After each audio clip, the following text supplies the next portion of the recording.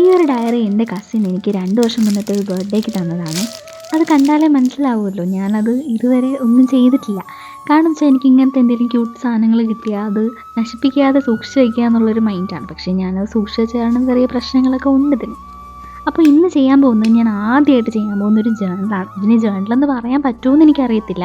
പക്ഷേ ജസ്റ്റ് ഒരു ട്രയലാണ്. കാരണം എൻ്റെ കയ്യിൽ അധികം ജേർണൽ സപ്ലൈസും കാര്യങ്ങളൊന്നും ഇല്ലാത്തതുകൊണ്ട് ഞാൻ എൻ്റേതായിട്ടുള്ള കുറച്ച് ജങ്ക്സ് വെച്ചിട്ടാണ് ഇതൊക്കെ ചെയ്യുന്നത്.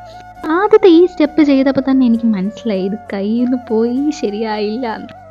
പിന്നെ ഞാൻ ഒരു അഡ്ജസ്റ്റ്മെൻറ്റിൽ ഞാൻ തന്നെ ബ്രഷ് ഇട്ട് പെയിൻ്റൊക്കെ ചെയ്ത് അതൊന്ന് റെഡിയാക്കി എടുത്തു. ഒത്തിരി ജേർണലിങ് വീഡിയോസ് കണ്ടിട്ടുണ്ടെങ്കിലും യാതൊരു ഐഡിയ ഇല്ലാത്തതുകൊണ്ട് ഞാൻ എൻ്റെ ആ ടൈമിൽ എന്താണോ വരുന്നത് അത് തന്നെയാണ് ചെയ്തുകൊണ്ടിരുന്നത്. അത് കാരണം ഒരു പ്ലാനിങ് ഇല്ലാത്തതിൻ്റെ പ്രശ്നം നിങ്ങൾക്ക് ഇതിൽ കാണാൻ പറ്റും. ഓരോ സ്റ്റെപ്പ് കഴിയുന്തോറും മുന്നത്തെ സ്റ്റെപ്പ് ഇതിനേക്കാളും ഭേദമായിരുന്നു എന്നാണ് എനിക്ക് തന്നെ തോന്നിക്കൊണ്ടിരുന്നത്. പക്ഷേ അതൊന്നും സാരമില്ല അല്ലേ. എല്ലാ വീഡിയോസും പ്ലാൻ ചെയ്താണ് ഇടാറുണ്ടെങ്കിലും ഇത്തവണ ഒരു റോ വീഡിയോ തന്നെ ആയിക്കോട്ടെ എന്ന് വിചാരിച്ചു. കുഞ്ഞിലെ എനിക്കൊരു ഡയറി ഉണ്ടായിരുന്നു. ഞാൻ അതിൽ കുറേ കാര്യങ്ങൾ, എനിക്ക് എൻ്റെ തോട്ട്സ് എല്ലാം എഴുതി വെച്ചിട്ടുണ്ടായിരുന്നു. പിന്നെ ചില ഡെയിലി റുട്ടീൻസും കാര്യങ്ങളും ഒക്കെ എഴുതി വെക്കുമായിരുന്നു. അതുപോലെ അന്നത്തെ എൻ്റെ ഏറ്റവും വലിയ ഹോബിയായിരുന്നു ഈ കുഞ്ഞു കുഞ്ഞു ടാറ്റൂസ്, അതുപോലെ കിട്ടുന്ന സ്റ്റിക്കേഴ്സ് എല്ലാം കളക്ട് ചെയ്ത് വയ്ക്കുക.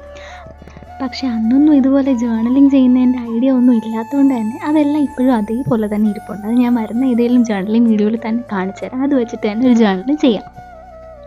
ഈ വീഡിയോ സ്റ്റാർട്ട് ചെയ്യുന്നതിന് മുന്നേ ഞാനൊരു റെഫറൻസൊക്കെ നോക്കി വെച്ചിട്ടായിരുന്നു ഇത് ചെയ്തു തുടങ്ങി. പക്ഷേ സത്യം എന്താണെന്ന് വെച്ചാൽ ഞാനിത് ചെയ്തു തുടങ്ങിയപ്പോൾ എൻ്റെ മൈൻഡിൽ എന്താണോ വന്നുകൊണ്ടിരുന്നത് അത് തന്നെയാണ് ഞാൻ ഫോളോ ചെയ്തത്. ആ റെഫറൻസിൻ്റെ കാര്യം തന്നെ ഞാൻ മറന്നു. അപ്പോൾ എനിക്ക് ഈ ഒരു പ്രോസസ്സിൽ മനസ്സിലായത്, നമ്മളൊരു പ്ലാൻ ഇല്ലാണ്ടിരുന്നാലും ഈ ജേർണലിങ് ചെയ്യുമ്പോൾ എല്ലാവരും പറയാറുണ്ട് ഒരു സാറ്റിസ്ഫാക്ഷനാണ്, മൈൻഡ് റിലാക്സിങ് ആണെന്നൊക്കെ.